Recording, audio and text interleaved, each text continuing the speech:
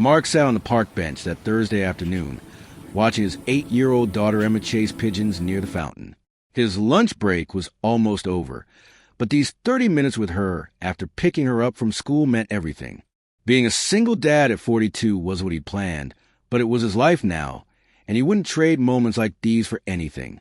He worked as a project manager at Henderson Marketing, a job that paid the bills and kept food on the table. His boss, Grace Mitchell, was 53 and had always been professional, kind even, but they rarely spoke outside of meetings and project updates.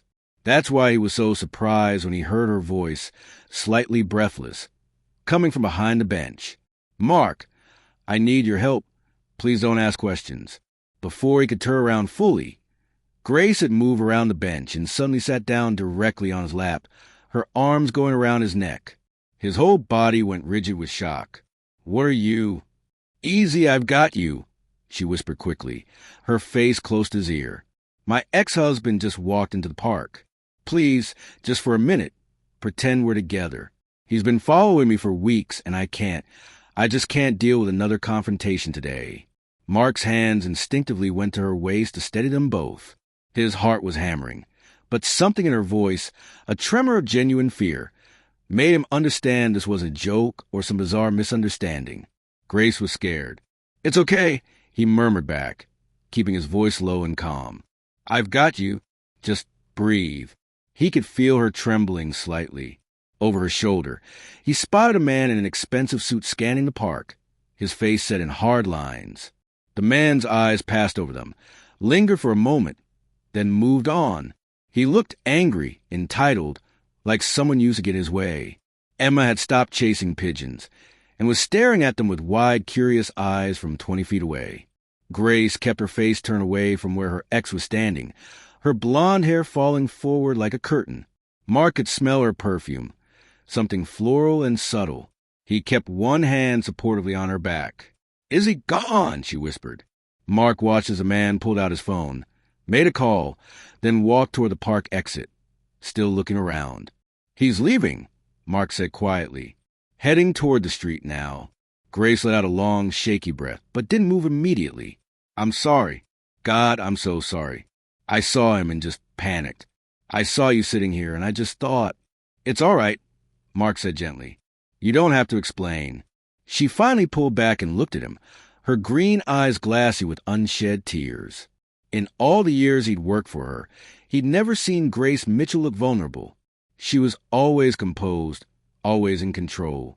"He's been showing up places," she said, sliding off his lap and sitting properly on the bench beside him, smoothing her skirt. "My lawyer says there's nothing they can do unless he threatens me directly. But it's intimidation, you know? He wants me to know he can find me anywhere." Emma walked over cautiously. "Dad, is everything okay?" Mark smiled at his daughter. "Everything's fine, sweetheart. This is Miss Mitchell. She works with Daddy. She just needed to sit down for a minute." Grace wiped quickly at her eyes and managed a smile. "Hi, Emma. Your dad talks about you all the time at work. He says you're quite the artist." Emma beamed. "I like to draw horses mostly."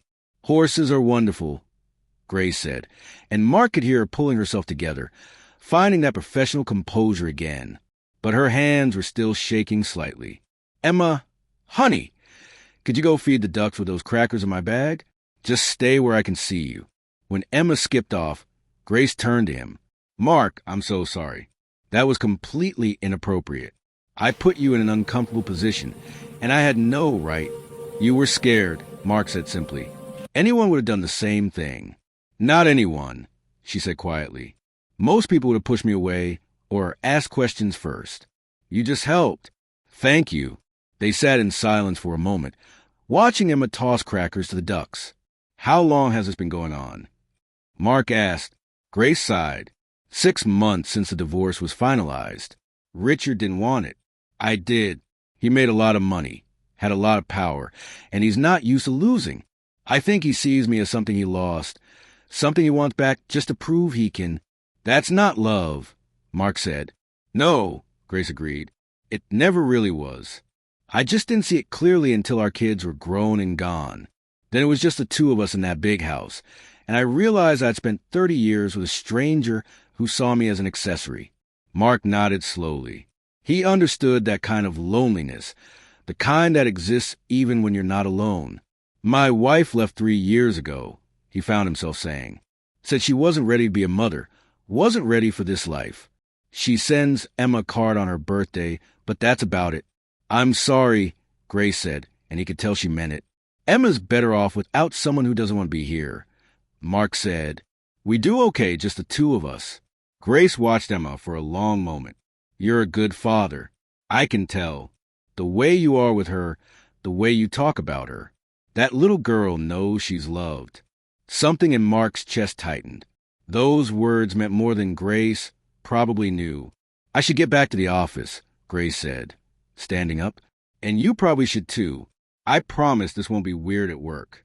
We can just pretend this never happened.